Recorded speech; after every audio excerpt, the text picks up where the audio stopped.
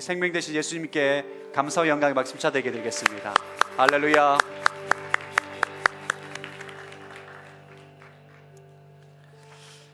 몇 가지 광고를 드리도록 하겠습니다. 여러분 주변에 보시면 온누리교회 찬양사역팀을 모집하는 간지가 있습니다. 여러분 보시면 여러분이 서빙고 양재 각 캠퍼스별로 어떤 찬양팀에 섬기고 싶다 하시는 분들을 체크하셔서 안내데스크에 내주시면 좋겠고요. 2월 화요 성령 집회에 간지가 나왔습니다. 낮은 곳, 더 낮은 곳으로라는 주제로 2월 한 달 화요일 서빙구 본당에서 예배를 드리게 됩니다. 여러분 함께 뜨겁게 예배 드리게 되길 바랍니다. 그럼 주변에 보시면 생명의 삶 대청판 정기구독 신청서가 있습니다. 저희 온누리교회 대학 청년부는 예배가 끝마치고 난 다음에 순모임을 생명의 삶으로 순모임 교제로 활용합니다. 그래서 모든 분들이 생명의 삶을 정기구독하셔서 큐티하는 것뿐만 아니라 예배 드리고 난 다음에 순모임을 생명의 삶으로 잘 활용하면 좋을 것 같아요. 그래서 여러분 커피 몇 잔 안 마시면 1년 정기구독할 수가 있습니다.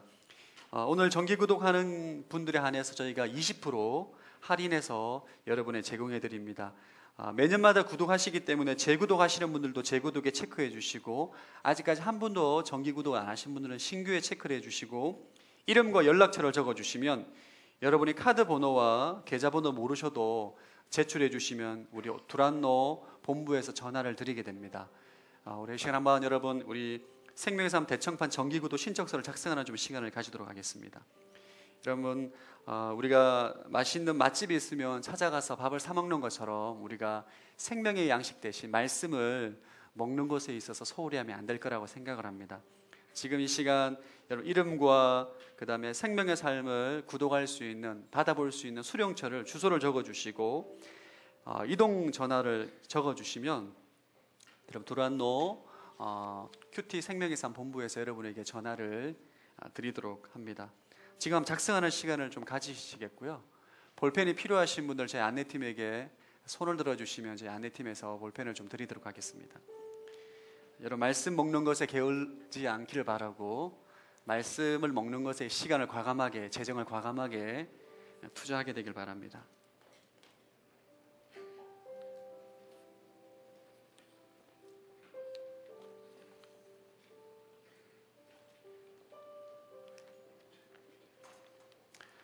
또 주변에 보시면 여러분 저희가 선교 후원팀 사역 동참서가 있습니다. 편지나 플로잉 물품으로 여러분 선교지에서 헌신하고 있는 선교사님을 돕고자 하시는 분들은 신청서에 작성하셔서 나가실 때 안내데스크에 제출해 주시면 감사하겠습니다. 그리고 람풍 아울리치가 다음 주 2월 14일 토요일 날 출발하게 됩니다.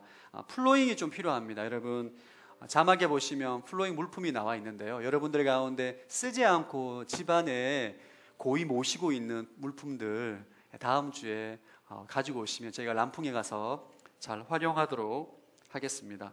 하나원 탈북자 사역을 2월 8일 다음 주 주일날 오전 6시 20분에 서빙고 교회에서 출발하게 됩니다. 탈북자 사역에 관심 있는 분들 우리 정진주 자매님에게 문의해 주시면 좋겠고요. 2월 세례를 2월 22일 날 주일날 이곳에서 세례를 받게 됩니다. 아직까지 세례를 안 받으신 분들 꼭 세례 신청해 주셔서 세례를 받아 주시기 바랍니다. 여러분 생명의 삶 다음 주도 한 번 더 저희가 정기구독 신청서를 나누어 드리게 됩니다. 한 명도 빠짐없이 다 생명의 삶으로 큐티하시고 또 그 생명의 삶으로 순모임 교제를 활용하시고 하나님 말씀을 먹는 데 있어서 시간과 재정과 열정을 드리는 그런 W 공동체 청년들이 되기를 바랍니다. 아직까지 제출하지 못하신 분들은 나가실 때 안내데스크에 제출해 주시면 감사하겠습니다. 오늘 하나님께서 우리에게 주신 말씀은 출애굽기 12장 1절에서 14절까지 말씀을 저와 여러분이 함께 교독하도록 하겠습니다. 출애굽기 12장 1절에서 14절까지 말씀을 우리말 성경으로 함께 교독하도록 하겠습니다. 여호와께서 이집트 땅에서 모세와 아론에게 말씀하셨습니다. 이달이 너에게 첫 달 곧 한 해의 첫 달이 될 것이다. 이스라엘 온 회중에게 말하라. 이달 10일에 각 사람이 자기 가족을 위해 어린 양 한 마리 곧 한 집에 한 마리씩 잡도록 하라.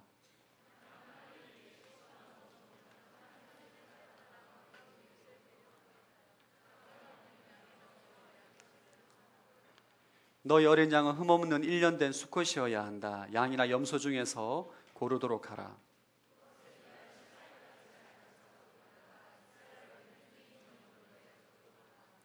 그러고는 그 피를 얼마 가져다가 그들이 양을 먹는 집의 문틀 양쪽과 위쪽에 바르도록 하라.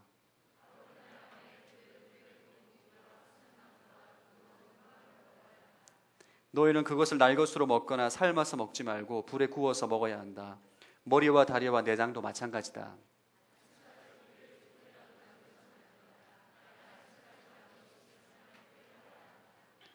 너희가 고기를 먹을 때는 허리에 띠를 띠고 너희의 발에 신발을 신고 손에 지팡이를 들고 서둘러서 먹도록 하라. 이것은 여호와의 유월절이다.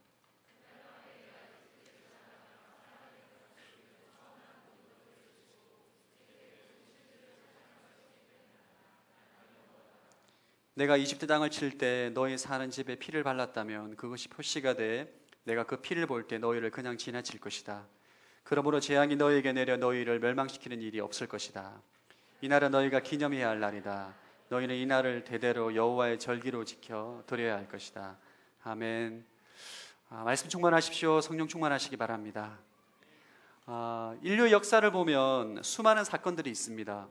우리나라 역사를 보더라도 많은 사람들에게 영향을 준 사건들이 있죠.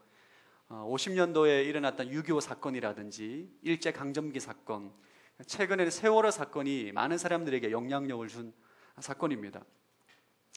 세계 역사를 볼 때는 산업혁명이라든지 세계 1차, 2차 세계대전이라든지 최근에 스마트폰의 발명이라든지 많은 사람들에게 영향력을 준 사건들이 있습니다. 아마 사람들마다 다양한 의견을 낼 겁니다. 본인이 생각하기에 이 사건이 제일 중요한 사건이다. 이유를 말하겠죠. 여러분, 하나님의 관점에서 볼 때 인류 역사상 인류가 지금까지 창조가 되고 난 다음에 지금까지 수천 년의 역사가 있는데 인류 역사 가운데 가장 위대하고 중요한 사건이 있다면 무엇이라고 생각하십니까? 하나님의 관점에서. 하나님의 관점에서 인류 역사상 가장 중요한 사건은 예수 십자가 사건입니다. 2000년 전에 팔레스타인 지방에 한 무명의 젊은 남자가 십자가에 달려 죽은 사건인 거죠. 세상은 그 사건에 관심을 가지지 않습니다. 역사책에도 잘 나오지도 않아요. 그냥 선지자와 같은 영적인 사람이 한 명 3년 정도 반짝 사역을 하다가 죽었다. 허무하게, 허망하게. 이렇게 말할 수 있지만 하나님은 인류 역사상 가장 위대하고 가장 중요한 사건은 성경은 예수 그리스도의 십자가 사건이라고 증언합니다. 오늘 본문은 여호와 유월절에 대한 내용입니다. 유월절은 십자가를 조명하는 사건이에요. 또 다른 말로 십자가 사건의 그림자입니다. 오늘 본문의 배경은 모세가 바로에게 요청을 합니다. 이스라엘 민족을 광야로 나가게 해서 예배를 드리도록 요청을 합니다. 바로가 계속 거절하죠. 첫 번째 재앙, 두 번째 재앙, 세 번째 재앙, 9번째 재앙까지 엄청나게 큰 재앙이 이집트 민족에게 바로에게 임합니다. 피재앙, 개구리 재앙, 메뚜기 재앙, 우박 재앙, 종기 재앙, 상상을 초월할 정도의 하나님의 기적과 능력이 나타납니다. 그럼에도 불구하고 바로가 끝까지 완고한 마음으로 이스라엘 백성들을 내보내지 않자 마지막 10번째 재앙을 주님께서 준비를 하십니다. 기존의 9가지 재앙과는 차원이 다른 엄청난 재앙, 죽음의 심판이 준비가 되죠. 출애굽기 11장 4절에서 5절 한번 읽어보겠습니다. 시작. 모세는 말했습니다. 여호와께서 말씀하셨습니다. 한밤중에 내가 온 이집트에 다닐 것이다. 그러면 이집트에 처음 난 모든 것들, 곧 왕자에 앉은 바로의 마다들로부터 맷돌 앞에 있는 여종의 마다들까지, 그리고 가축에 처음 난 모든 것들이 다 죽게 될 것이다. 지금까지 있었던 재앙과는 격이 다른 엄청난 충격을 주는 재앙입니다. 이집트에 있는 모든 사람들의 마다들, 그리고 가축들의 처음 난 새끼들이 다 죽임을 당할 거라는 거예요. 이 죽음의 심판은 이스라엘 백성들도 예외가 아닙니다. 이스라엘 백성들이 이집트에 지금 살고 있기 때문에 이집트 사람이든 이스라엘 백성들이 이집트 땅 안에 거하는 모든 사람들은 첫째는 다 죽게 될 것이다. 이것이 하나님의 10번째 재앙입니다. 당시 이집트는 그 시대에 그 지역에 가장 고도의 문명에 발달한 도시였기 때문에 수많은 족속들이 섞여 살았습니다. 이스라엘 민족은 그 중에 한 민족인 거예요. 그 모든 민족들 가운데 하나님께서는 죽음의 심판을 선언하시는데 이스라엘 백성들에게는 구원의 길을 제시합니다. 모든 맏아들이 가축의 첫 새끼가 죽게 될 텐데 그 죽음의 심판으로부터 피할 수 있는 유일한 길은 어린 양을 한 마리 잡아서 각자의 집에 피를 바를 때에 이 심판이 비켜갈 것이다 말을 합니다. 자, 오늘 본문을 한번 12장 7절부터 11절까지 한번 읽어보겠습니다. 시작. 그러고는 그 피를 얼마 가져다가 그들이 양을 먹는 집의 문틀 양쪽과 위쪽에 바르도록 하라. 바로 그날 밤에 그들은 불에 구운 고기와 쓴나물과 누룩 없는 빵을 먹어야 한다.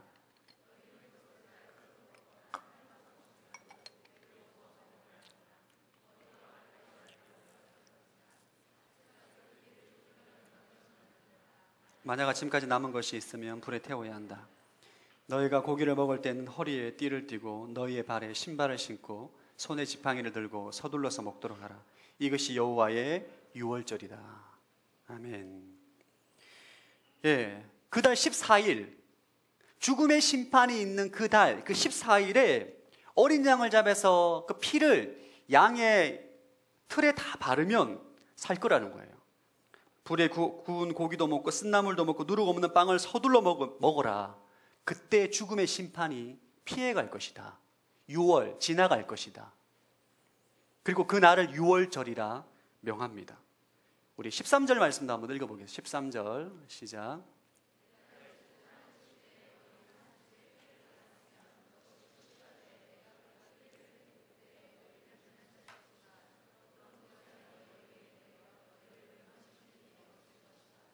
하나님께서 이집트 땅 전역에 죽음의 사자를 보냈는데 너희들 사는 집에 어린 양의 피가 발라져 있으면 그 죽음의 사자가 그냥 지나칠 것이다. 구원될 것이다. 이스라엘 백성들에게 하나님을 소망하는 자, 하나님의 약속의 말씀을 신뢰하는 자에게 구원의 길이 예비되어 있다는 것을 보여주는 사건이 바로 유월절 사건입니다. 6월절 사건은 죄로 인해서 하나님의 심판, 죽을 수밖에 없는 인간에게 예수 십자가의 사건을 통해서 인류에게 구원의 길을 제시할 것이다. 이것을 미리 보여주는 상징적인 사건이고 2000년 전에 있었던 예수 그리스도의 십자가를 조명하는 사건이고 예수 그리스도의 십자가의 그림자입니다. 이것이 오늘 본문에 나오는 유월절 사건이에요. 성경에 보면 예수 그리스도의 십자가의 죽음을 굉장히 많이 예표합니다. 미리 보여주는 거죠. 하나님께서 메시아를 보낼 텐데 그 메시아가 십자가의 죽음으로 피를 흘림으로 우리의 모든 죄를 사해 주시고 영생을 주실 거라는 이 하나님의 계획과 뜻을 여러 많은 사건들과 예언자를 통해서 보여주시는데 유월절 사건만큼 강력하게 보여주는 사건이 없어요. 이것은 한 민족과 열방 가운데 하나님의 기적을 통해서 보여주는 사건입니다. 오늘 십자가 사건을 조명하는 유월절 사건을 통해서 우리에게 주시는 하나님의 말씀을 듣기를 원합니다. 첫 번째 나누고 싶은 주제는 따라합시다. 구원의 확신을 가지라. 12장 12절부터 13절 한번 읽어보겠습니다. 시작. 그날 밤 내가 이집트를 지나가며 사람이든 가축이든 처음 난 모든 것을 치고 이집트의 모든 신들을 심판할 것이기 때문이다. 나는 여호와다. 내가 이집트 땅을 칠 때 너희 사는 집에 피를 발랐다면 그것이 표시가 돼 내가 그 피를 볼 때 너희를 그냥 지나칠 것이다.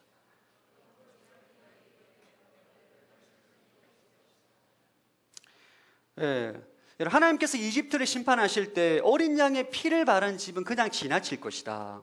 그러니까 모세의 말을 들은 이스라엘 백성은 다 양을 잡았을 거예요. 양을 잡아서 진문에 피를 엄청 많이 바른 집도 있을 거예요. 두려워서. 지금까지 9가지 재앙을 봤기 때문에 하나님께서 말씀하신 재앙은 반드시 온다 믿은 거죠. 피를 발라가지고 온 문에다가 다 바른 거죠. 두려우니까. 어린 양을 잡아서 문틀에다가 피를 바른 것은 믿음의 고백입니다. 하나님의 말씀을 믿는 거죠. 우리 출애굽기 12장 38절에 보면 우리가 38절 한번 읽어보겠습니다. 시작.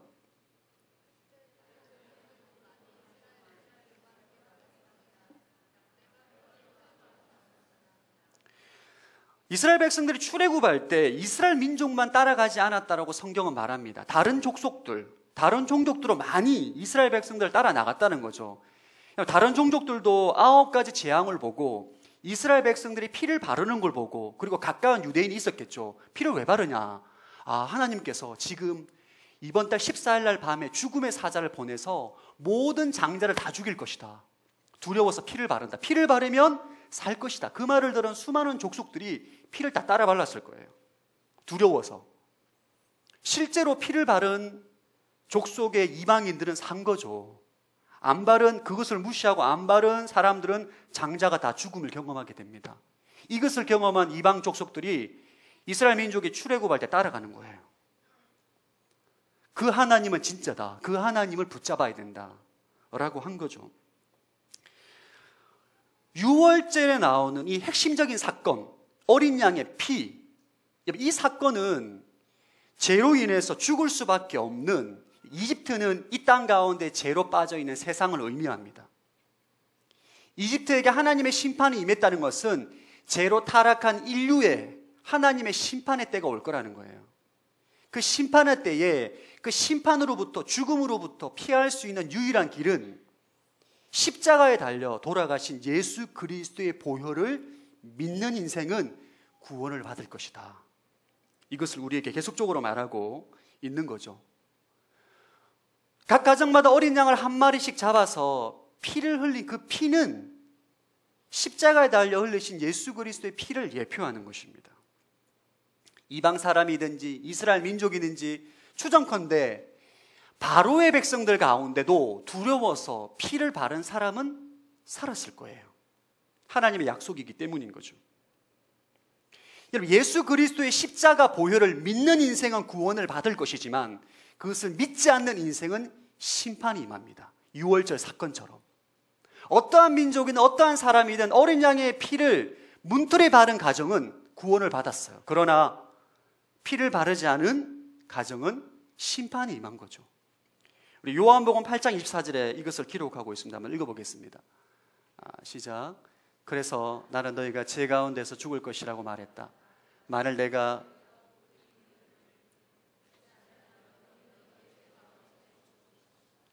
예수 그리스도가 메시아임을 믿는, 십자가에 달려 죽으신 그가 메시아임을 믿는 사람은 죄사함을 받을 것이고 구원을 받을 것이고, 믿지 않으면 죄 가운데 그대로 머물고 심판을 받게 될 것이다 말하는 거죠. 여러분, 이 진리, 6월절 사건을 통해서 우리에게 말씀하고 있는 이 진리는 우리의 구원의 핵심입니다. 예수 그리스도의 보혈로 내가 죄사함을 받았고 구원을 받았다라고 믿는 이 구원의 확신은 복음의 핵심이에요. 지난주 금요일 날 제가 이전에 함께 섬겼던 리더십이 전화가 왔더라고요. 그래서 아버님이 지금 식도암으로 인해서 굉장히 지금 어려운 상황 가운데 있고 회복이 어려운 상황이다. 근데 아무리 복음을 전해도 복음을 안 받아들인다는 거예요. 아무리 예수님을 전하고 복음을 전하고 해도 너무 강팍한 마음 때문에 복음을 받아들이지 않는다는 거예요. 그래서 저를 초대해서 복음을 전해달라는 거예요. 지난주 금요일 날 천호동에 있는 그 자매 집에 갔습니다. 아버님께서 식도암으로 인해서 굉장히 마르셨고 방사능 치료 때문에 굉장히 힘들어 하시더라고요. 아버님하고 이렇게 담소를 나누다가 찬양을 딱 드리는데 눈빛이 너 왜 왔냐? 귀찮아 죽겠다. 근데 이게 어르신이나 매너가 있기 때문에 멀리 온 목사에게 쫓아내지 못하고 빨리 설교하고 떠나라는 거죠. 눈빛 자체가 빨리 할 말하고 떠나라는 거죠. 그래서 쭉 제가 찬양을 하고 일단 얼굴 자체가 눈을 감고 주무실 표정인 거예요. 찬양을 다 끝나고 난 다음에 아버님에게 단도직입적으로 말씀을 드렸습니다. 아버님, 이제 70 가까이 되시는데 이제 병이 있고 없고를 떠나서 이 병이 치유를 받을 수도 있고 또 치유를 못 받아서 돌아가실 수도 있고 죽음을 생각해야 될 나이입니다. 단도직입적으로 죽음을 얘기했어요. 아버님께서 눈을 탁 뜨시더라고요. 고민이 되죠. 굉장히 어려운 환경에서 자수성가한 아버님이셨어요. 자녀를 다 양육을 잘 시켜서 시집을 보내고 이제 막 좀 살만한데 병이 찾아온 거죠. 아버님, 죽음 이후의 인생에 대해서 생각해야 될 때입니다. 이 죽음의 문제를 인간이 해결할 수가 없습니다. 이 죽음의 문제를 해결할 수 있는 분은 오직 예수 그리스도입니다. 담대하게 복음을 전했어요. 아버님께서 복음을 한 1시간 동안 설교를 막 하는데 아버님의 특징, 설교를 너무너무 잘 들으시는 거예요. 할렐루야. 설교를 잘한 건지 성령 역사이신지, 성령 역사인 거죠. 그래서 아버님께서 이러시더라고요. 예수를 믿겠다. 영접 기도를 했어요. 옆에 있는 어머님도 같이 얼떨결에 같이 영접 기도 했습니다. 영접 기도 하는데 아버님께서 영접 기도 하는데 울컥하셔서 우시는 거예요. 할렐루야. 사실 말이 안 되죠. 이게 2000년 전에 죽으신 예수 그리스도가 죽으신 그 보혈을 믿고 의지하면 내 죄가 사함을 받는다. 이것은 인간적인 상식으로, 이성적인 사고로는 이해할 수 없습니다. 받아들일 수 없는 거죠. 인간은 기본적으로 인과관계의 사고를 가지고요. 뭔가 투자한 만큼 보답을 받게 되어 있습니다. 내가 수고한 만큼 얻게 되는 것이 기본적인 인간의 사고예요. 그런데 2000년 전에 예수 그리스도께서 십자가에 죽으신 그 죽음이 내가 그리스도와 함께 십자가에 못 박혀 죽었다라고 믿음으로 나의 옛자가 죽었고 죄의 문제가 해결이 된다는 이 기독교의 복음은 정상적인 사람은 받아들이기가 어렵습니다. 이해가 안 되는 거죠. 육신의 생각으로, 합리적인 생각으로는 도저히 받아들일 수 없는 복음의 진리입니다. 그런데 성령께서 역사하시면 그 진리를 받아들이고 믿는 거예요. 할렐루야. 민수기에 나오는 놋뱀 사건이 가장 우리가 예수 그리스도의 십자가에 대해서 잘 우리에게 말해주고 있습니다. 이스라엘 백성들이 하나님께 원망하고 불평합니다. 그래서 하나님께서 독사를 풉니다. 뱀에 물렸어요. 수만 명이 독사에 물려서 죽어가고 있을 때 하나님께서 모세를 통해서 놋뱀을 만들어서 장대에 달아 높이 세우라고 말합니다. 지금 뱀의 독 때문에 죽어가고 있고 피 흘리고 있고 죽기 일보 직전인데 장막 중앙에 있는 놋뱀을 보면 뱀의 독으로부터 치유를 받을 것이다. 모세가 말을 전합니다. 그래서 그 말을 믿은 사람은 실제로 나가서 놋뱀을 보게 되죠.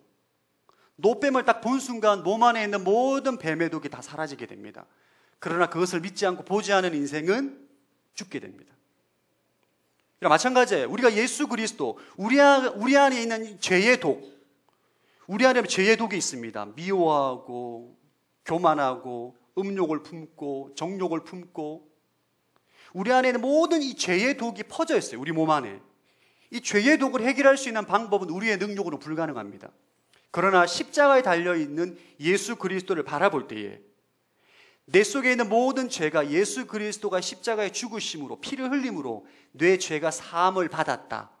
내 옛자가 그리스도와 함께 십자가에 죽었다 라고 믿어버리면 우리 몸 안에 있는 모든 죄의 독이 사라진다는 거예요. 죄사함을 받는다는 거죠. 이것이 복음의 진리입니다. 구원의 핵심인 거죠. 자, 요한복음 3장 16절에서 18절 너무나 중요한 말씀이죠. 한번 읽어보겠습니다. 시작.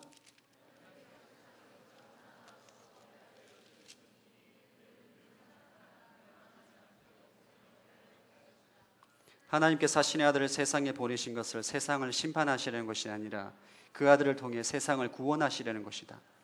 아들을 믿는 사람은 심판을 받지 않는다. 그러나 믿지 않는 사람은 이미 심판을 받았다. 하나님의 독생자 이름을 믿지 않았기 때문이다. 예. 엄밀히 말하면 복음에 대해서 좀 더 정확하게 설명을 하면 예수 그리스도가 십자가에 죽은 것은 내 죄를 대신 사했다 그런 표현을 쓰는데 대신 사했다기보다는 우리의 옛자가 그리스도와 함께 십자가에 죽은 거예요. 할렐루야. 우리가 예수를 믿는다. 예수 그리스도가 십자가를 흘리신 보혈을 믿는다는 것은 뭘 믿느냐 하면 내 안에 아담의 후손으로 타락하고 죄가 내 안에 가득 차 있는 나의 옛자, 이 옛자가 예수님이 십자가에 죽었을 때 같이 죽었다는 것을 믿는 거예요. 그리고 부활하신 예수 그리스도가 내 안에 들어오셔서 내 삶의 생명이 되시고 주인이 되었다는 것을 믿는 것이 예수를 믿는다. 예수 그리스도의 십자가 보혈을 믿는다. 보혈을 의지한다 라는 뜻입니다. 예수 그리스도 안에 있는 모든 생명과 능력이 그분이 내 안에 들어왔기 때문에, 하나님의 아들이 내 안에 들어왔기 때문에 나에게 영생이 주어지는 거예요. 죄사함의 축복을 얻게 되는 것입니다. 이 진리로 말미암아, 이 복음으로 말미암아 우리는 구원의 확신을 가지게 되는 것이죠. 할렐루야. 자, 여러분들이 구원의 확신을 가지기를 축복합니다. 구원의 확신을 가져야 돼요. 구원의 확신. 오늘 밤에 죽어도 저는 천국 갑니다. 확신을 가지셔야 돼요. 많은 성도들이, 청년들이 구원의 확신에 흔들리는 사람들이 있어요.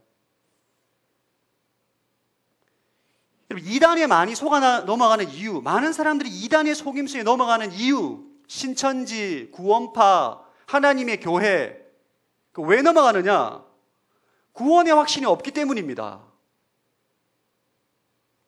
구원의 확신이 없기 때문에 구원이 무엇인지, 진리가 무엇인지, 진짜가 무엇인지 모르니까 가짜의 현혹이 되는 거예요.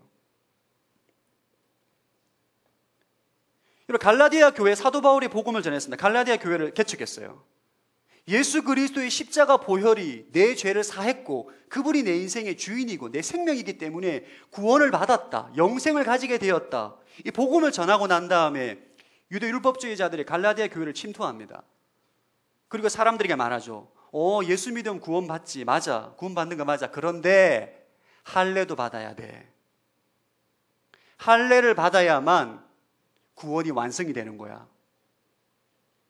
여러분, 질문 한 가지 하겠습니다. 우리는 할례를 받아야 됩니까? 말아야 됩니까?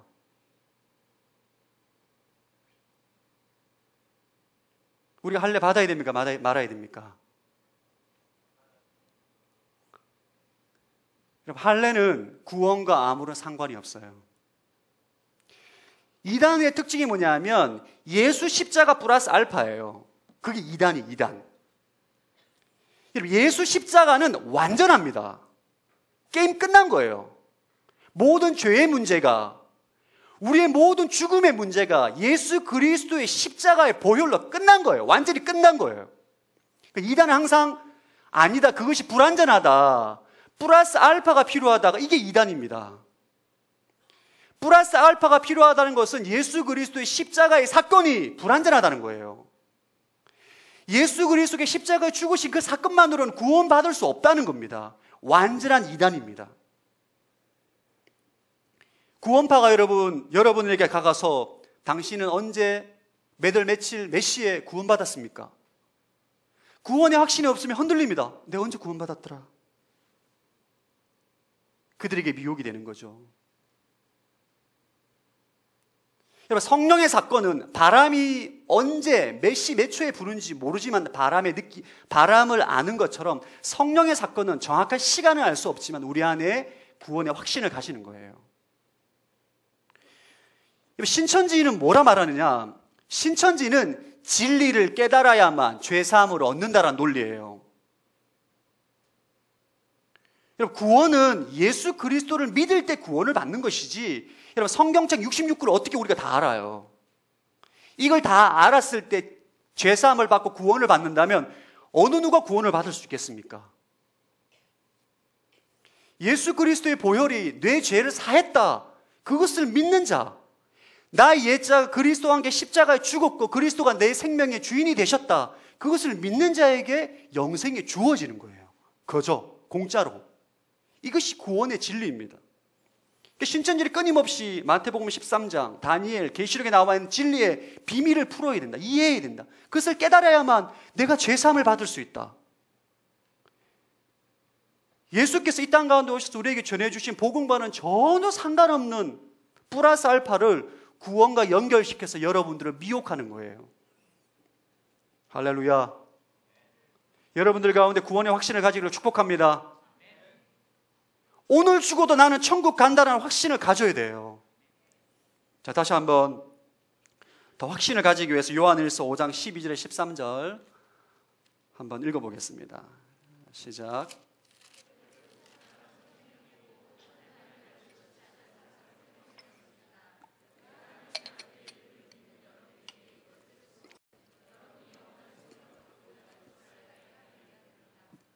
예, 아들을 모신 사람에게는 생명이 있다.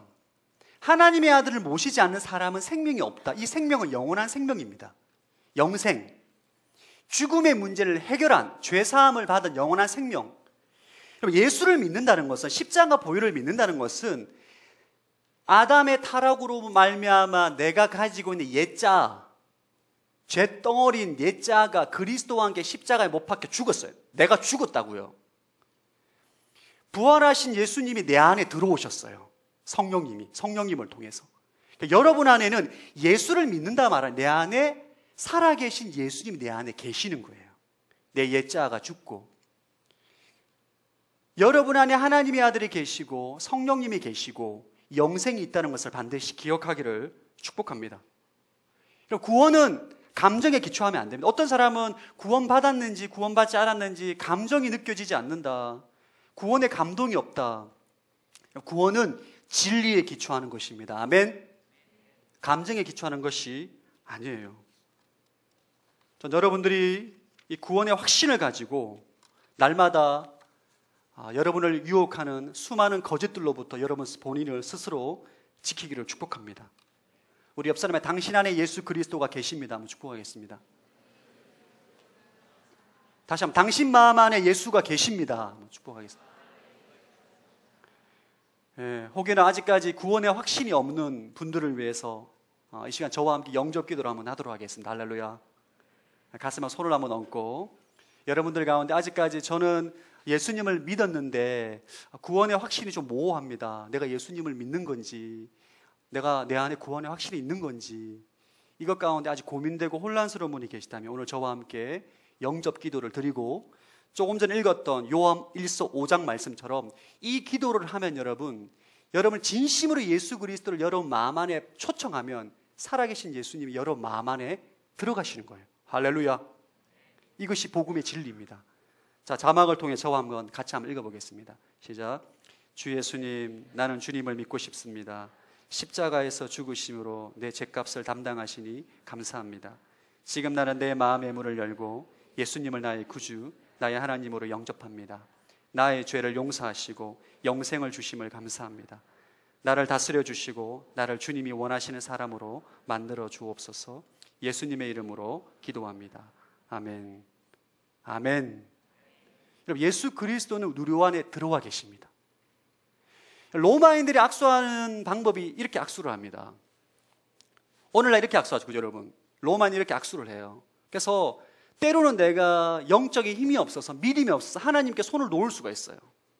그러나 하나님께서 우리를 붙잡고 있기 때문에 여러분의 구원은 흔들리지 않습니다. 아멘. 구원의 확신을 가지셔야 돼요. 세상 누가 뭐래도 내가 예수 그리스도를 믿기 때문에, 그분이 내 안에 들어와 계시기 때문에 하나님의 아들이 있는 자에게 영생이 있고 아들이 없는 자에게는 심판이 있다는 사실을, 이 진리 말씀을 반드시 기억하십시오. 아멘. 세상의 거짓된 말에 현혹되지 않기를 축복합니다. 아멘.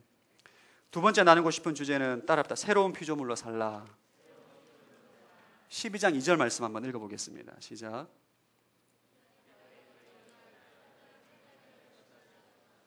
예, 이달이 너에게 첫 달이 될 것이다. 1월이 될 것이다. 하나님은 6월절 사건을 통해서 이스라엘 백성들의 달력을 바꿔주십니다. 6월절 사건이 일어난 그 달을 1월로 삼으라는 거죠. 6월절의 때가 우리의 달력으로는 3월과 4월 정도가 됩니다. 그러니까 아비몰, 니산월이라고 하는데, 하나님께서는 이스라엘 백성들에게 지금까지는 이집트 사람들이 사용하던 달력을 사용했던 너희들의 모든 시간 개념을 버리고 새로운 달력으로 새로운 출발을 하라는 거죠. 이젠 더 이상 너희가 애굽의 종이 아니라 하나님의 자녀로, 하나님 백성으로 그날을 기념해서 달력을 바꿔줍니다. 이 6월절 사건 이후로 이스라엘 백성들은 광야로 인도되어서 더 이상 종이 아니라 하나님의 자녀로, 자유인으로 살아가는 훈련을 받게 됩니다. 40년 동안 광야에서 연단을 받게 되는 거죠. 6월절 사건이 조명하는 이 십자가 사건, 예수 그리스도의 십자가 사건은 우리의 존재를 바꾸어주는 사건입니다. 우리의 존재 자체를 바꾸어주는 거예요. 정체성을 바꾸어줍니다. 여러분이 죄의 종으로 살아갔던 여러분이 의의 종, 하나님의 자녀로 바꾸어주는 거예요. 자, 고린도후서 5장 17절 한번 읽어보겠습니다. 시작. 그러므로 누구든지 그리스도 안에 있으면 새로운 피조물입니다. 옛것은 지나갔으니 보십시오, 새 것이 되었습니다. 여러분은 새로운 피조물입니다. 재창조가 된 거예요. 재창조. 여러분이 예수님을 영접할 때, 예수님을 믿을 때에 별다른 감동이 없을 수 있습니다. 저는 예수님 영접할 때 감동이 별로 없었어요. 세례받을 때도 목사님 손이 참 따뜻하다, 그 외에는 다른 느낌이 없어요. 예수님을 믿을 때에 그동안 우리 안에 죽어있던 영이 성령과 연합함으로 새로운 피조물이 되었다는 것은 우리의 영을 말하는 거예요. 영. 여러분의 혼과 육을 말하는 것이 아니라, 여러분이 예수님 믿었다고 해서 여러분의 생각과 육신이 변화되지 않습니다. 그러나 본문에서 말하는 새로운 피조물이라고 하는 여러분의 영이, 죽어있던 영이 성령과 연합함으로 새로운 영적인 존재로 창조됐다는 거예요. 옛것이 지나가고 새것이 되었다. 존재가 바뀌었다는 것입니다. 여러분, 옛사람, 우리가 서신서에 나오는 옛사람, 옛자, 옛것의 특징이 뭐냐면 내가 주인입니다. 내 인생에 내가 주인이에요. 내 뜻대로, 내 생각대로, 내 원하는 대로, 내 정욕대로 하고자 하는 사람이 바로 옛자입니다. 옛자의 특징은 육체의 감각에 기초한 사고체계를 가지고 있습니다. 눈에 보는 대로, 느끼는 대로, 감각대로 내가 좋으면 좋은 거예요. 내가 싫으면 싫은 거예요. 인생의 목적이 내가 잘 먹고 잘 살고 성공하는 것이 인생의 목적입니다. 이런 특징의 사람들이 바로 옛자입니다. 이들은 늘 상황에 반응합니다. 상황. 환경에 반응하게 돼 있어요. 상황이 좋으면 금방 교만해졌다가 상황이 안 좋으면 금방 낙심합니다. 이것이 죄로 타락한 인간의 특징입니다. 이런 인생을 우리가 옛자라고 성경은 말합니다. 새로운 자는 뭐냐? 새것. 예수 그리스도가 연합함으로 그리스도가 내 인생의 주인이 된 자입니다. 새 자는. 내가 주인이 아니라 그리스도가 내 인생의 주인이에요. 그리스도가 내 인생의 주인이기 때문에 나는 그리스도의 영광을 위해 살아가는 것이 내 인생의 목적입니다.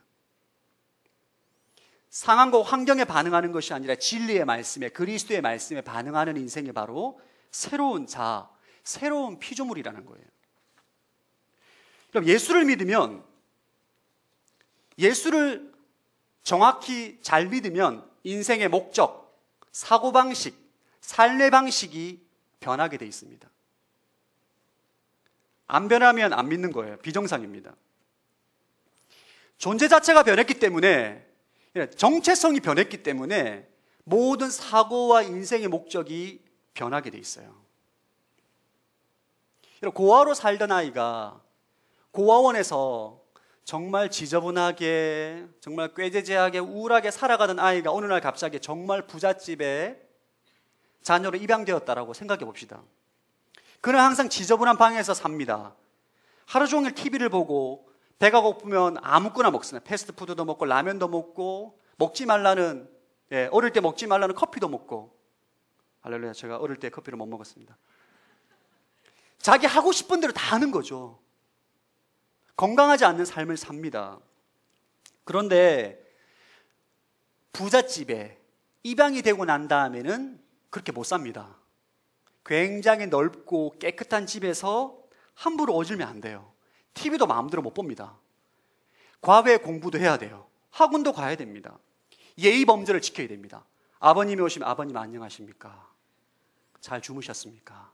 소자. 그런 식으로 해야 돼요. 새로운 아버지 집에 가서 옛날처럼 욕하고 막 소리 지르고 하루 종일 TV 보고 씻지도 않고 맨날 라면 먹고, 지금 가정부 아줌마가 엄청나게 맛있는 웰빙 밥상을 차려줬는데도 짜파게티 끓여 먹고 있는 게 비정상인 거죠. 그런 삶을 살 수가 없는 거예요. 우리가 예수 그리스도를 믿고 하나님의 자녀가 되었다면, 새로운 피조물이 되었다면 삶의 방식이 바뀌어야 돼요. 할렐루야. 삶의 방식이, 바뀌어진 삶의 방식에 빨리 적응을 해야 돼요. 빨리 적응을. 새롭게 만난 아버지 집에서 살아가는 법을 빨리 배워야 됩니다. 여러분은 6월절에 흘리신 어린 양 예수 그리스도의 보혈로 하나님의 자녀가 됐어요. 아멘. 새로운 피조물이 되었습니다. 옛자는 그리스도와 함께 죽고 그리스도가 주인이 된 인생을 살아가고 있다고요. 그럼에도 불구하고 옛 과거에 옛자가 살아가던 삶의 방식으로 신앙생활을 하면 여러분의 신앙생활은 늘 갈등 가운데 살아가게 돼 있어요. 신앙생활에 전혀 즐겁지 않습니다. 성경에서 말하는 풍성한 삶을 누리지 못해요. 여러분이 지금 예수를 믿고 교회를 다니지만 옛자가 살아가던 삶의 방식으로 그대로 고수한다면 여러분은 신앙생활이 짐입니다. 짐. 전혀 내 인생에 별로 그렇게 유익하지 않아요. 늘 목사님이 새벽기도 와라, 큐티해라, 예배드리라, 수모해라, 이게 지겹습니다. 이게 귀찮아요. 지난주에 말씀을 드렸지만 하나님의 자녀는 사고방식을 바꿔야 돼요. 여러분은 지금 영적인 존재입니다. 여러분 안에 예수 그리스도가 살아계시다고요. 그분이 여러분의 인생의 주인이라고요. 그럼에도 불구하고 여러분이 육의 생각을 가지고 살아가면 끊임없는 갈등 가운데 시달리게 돼 있어요.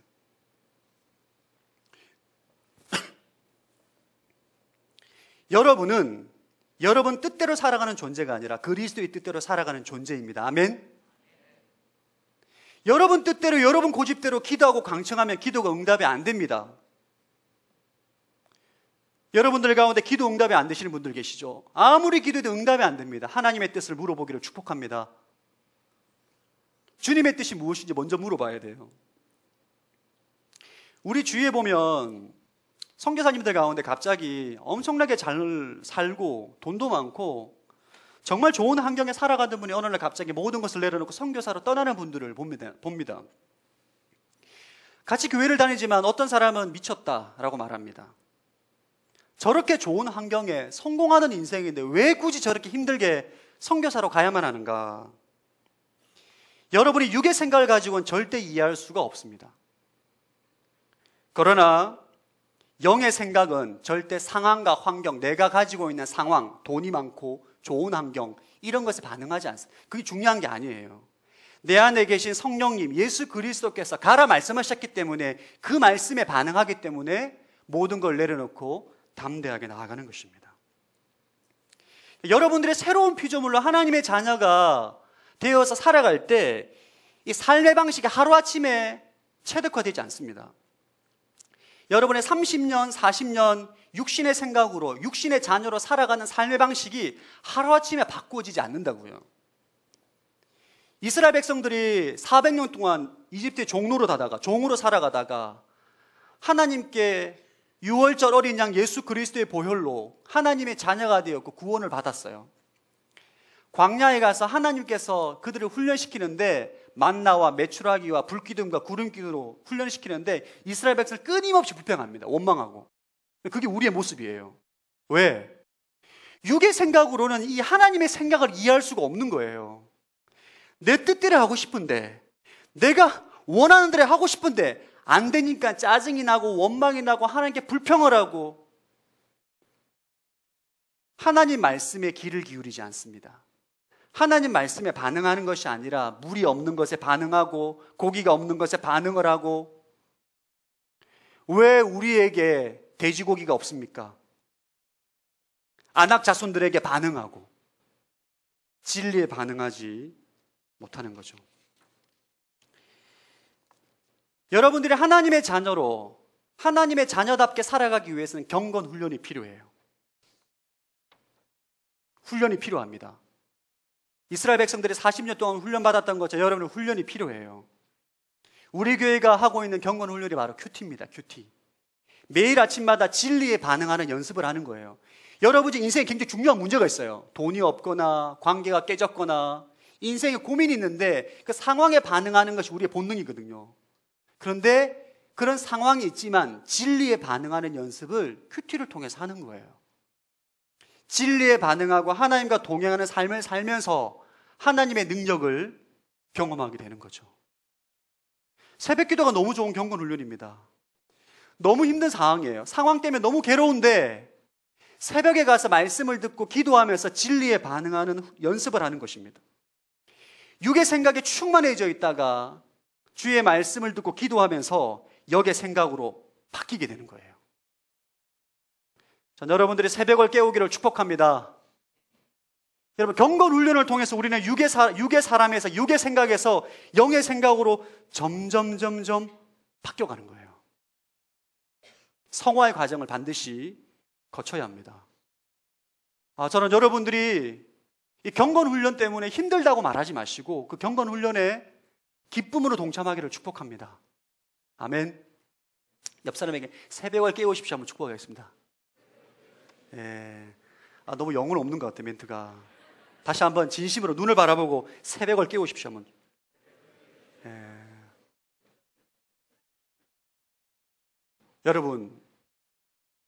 여러분은 이제 새로운 피조물로 존재가 바뀌었어요.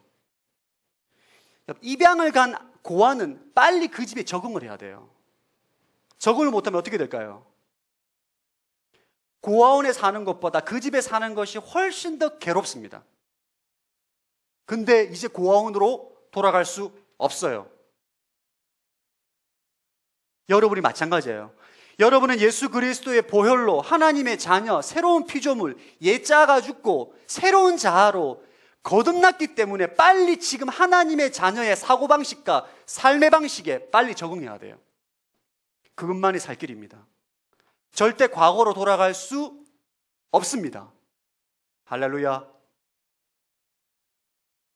여러분이 이전에 예수를 믿지 않았을 때 했던 생각과 삶의 방식으로 돌아갈 수 없다고요. 지금은 빨리 하나님의 자녀의 삶의 방식으로 적응해야 돼요. 그럴 때에 하나님과 동행하는 풍성한 삶을 살게 될 줄로 믿습니다. 아멘. 우리 마지막으로 12장 14절 말씀 한번 읽어보겠습니다. 12장 14절 한번 읽어보겠습니다. 시작.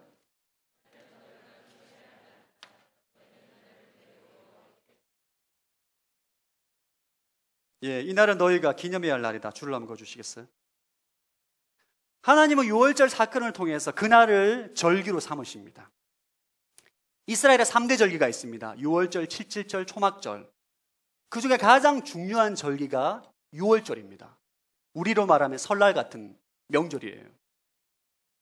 이 유월절을 명절로 정하고 7일 동안 누룩 없는 빵을 먹게 하면서 이스라엘 백성들 가운데 모든 어린아이부터 할아버지까지 이 유월절 사건을 기억하게 합니다. 죽음의 심판으로부터 구원받는 것은 어린 양의 피다. 그러면서 메시아를 사모하고 기다리게 하는 거죠. 결국 2000년 전에 예수 그리스도께서 오셔서 십자가의 죽으심으로 하나님의 약속을 성취하십니다. 여러분, 우리는 이제 더 이상 유월절의 절기를 기억하지 않습니다. 여러분들 가운데 유월절 절기를 기억하시는 분 계시나요?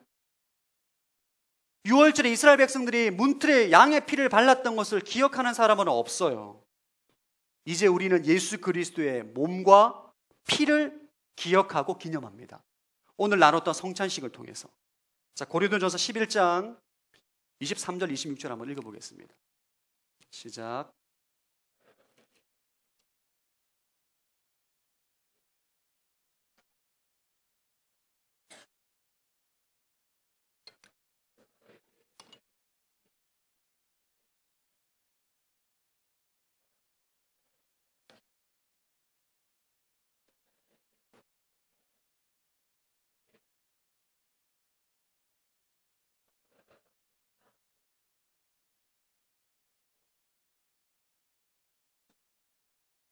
네, 예수님은 2000년 전에 오셔서 자신의 몸을 십자가에 죽으시고 우리에게 말씀하십니다. 내가 다시 올 때까지 나의 몸과 나의 피를 먹고 마시면서 나를 기념하라. 다시 올 것이다. 기다려라. 말씀을 하는 거죠. 신앙생활에 있어서 기억하는 것이 너무 중요합니다. 따라서 신앙은 기억하는 것이다. 신앙생활을 한다는 것은 무엇을 기억하느냐예요. 여러분 인생의 중요한 위기의 순간에 무엇을 기억하느냐가 여러분의 삶을 결정하게 됩니다.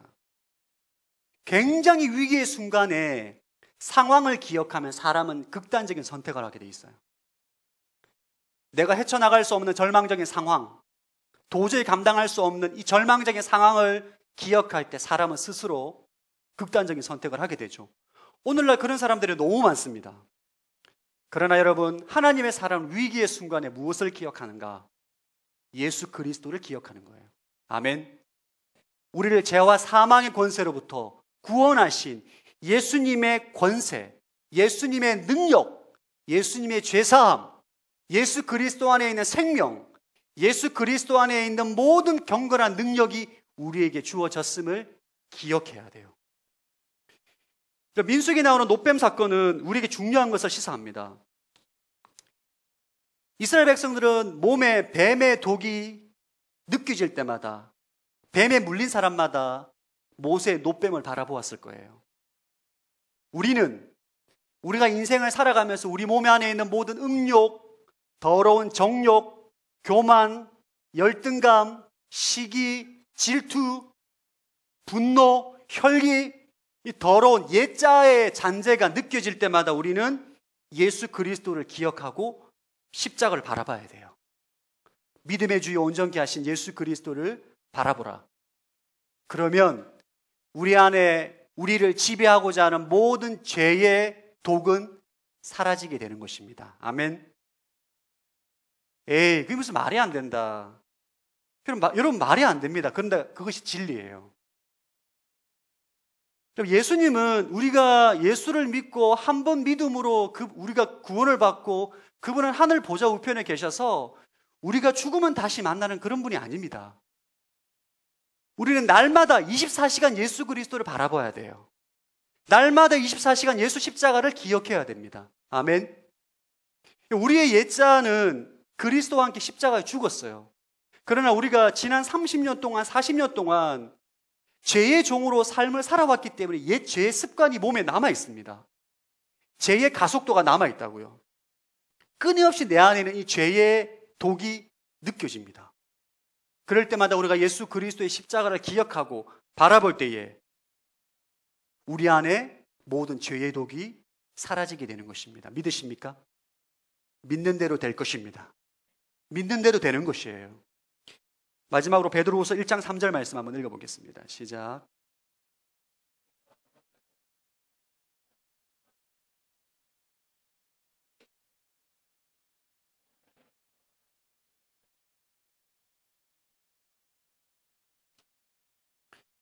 예, 그리스도 안에 있는 모든 생명과 경건에 속한 모든 것이 우리에게 주어졌습니다. 과거 완료입니다.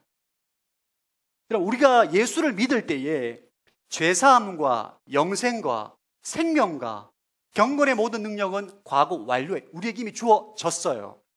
누구에게? 믿는 자에게. 안 믿으면 주어지지 않습니다. 저는 여러분 하루에 예수님의 십자가를 한 수백 번 바라보는 것 같아요. 저는 요즘 운전할 때 진짜 많이 바라봅니다. 너무너무 저를 힘들게 해요. 혈기가 나게끔. 화가 치밀어 오를 때 전 예수 십자가를 기억합니다. 주님, 내 안에 있는 분노와 혈기 그리스도와 함께 십자가에 죽었습니다. 그리스도 안에 있는 온유가 나에게 이미 주어졌습니다. 할렐루야. 여러분, 온유한 사람은 혈기를 참는다고 온유해지지 않습니다. 성령의 열매는 내가 노력한 데서 얻어지는 게 아니에요. 우리가 믿음으로 십자가를 바라볼 때 그리스도 안에 있는 온유가 우리에게 임하는 것입니다. 할렐루야. 온유한 사람이 되는 거예요. 우리 안에 불신이 들고 두려움이 들고 염려가 들 때 십자가에 달려 계신 예수 그리스도를 기억하고 그분을 바라볼 때에 그리스도의 믿음이 나에게 주어진 것을 믿을 때에 내 안에 믿음이 생기는 것입니다. 아멘. 그가 채찍에 맞음으로 나의 질병이 나음을 받았습니다. 내 안에 지금 질병의 증세가 나타나요. 현대의학으로 고쳐지지 않습니다. 불치병으로 판정을 받았습니다. 그럼에도 불구하고 그가 채찍에 맞음으로 나의 질병이 나음을 받았습니다. 진리의 약속의 말씀을 믿고 십자가를 바라볼 때 우리 안에 치유가 나타나게 되는 줄로 믿습니다. 그리스도의 사랑, 그리스도의 온유, 그리스도의 권세, 그리스도의 믿음, 그리스도의 생명이 우리가 믿음으로 십자가를 기억하고 바라볼 때에 우리에게 이미 주어진 거예요. 그것을 믿으시기를 축복합니다. 전 여러분들 안에 그리스도의 생명이 늘 충만하게 되길 바랍니다. 그것이 바로 그리스도와 동행하는 삶, 새 생명 가운데 살아가는 삶입니다. 전 여러분의 인생이 이번 한 주간 그리스도와 동행하시고 하루 24시간 십자가를 기억하시고 십자가를 바라보는 복된 인생이 되기를 주의 이름으로 축복합니다. 아멘. 함께 일어나서 찬양하겠습니다. 십자가